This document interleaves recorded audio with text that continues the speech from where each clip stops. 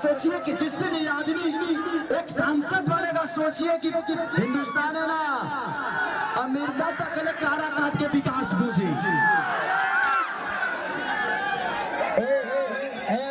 ए मौसा ए भाई रा जगदेव हमारी जो माता बहन बेटी है, ए चाची तू कहे के घुस गइलू है एमे मरद लो तो दबा के केचुर छोड़ देले बा, तू कहे के आ गेलू दादा।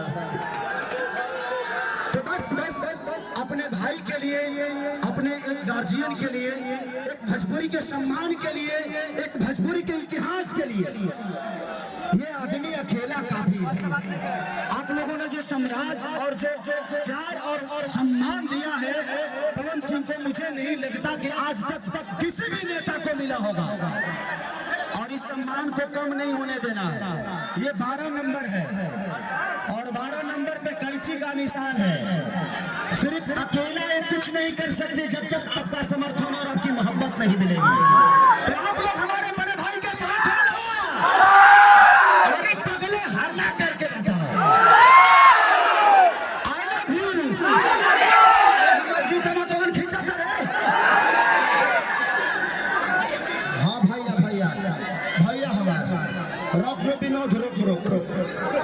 तो जिंदगी में हमने सिर्फ संघर्ष करना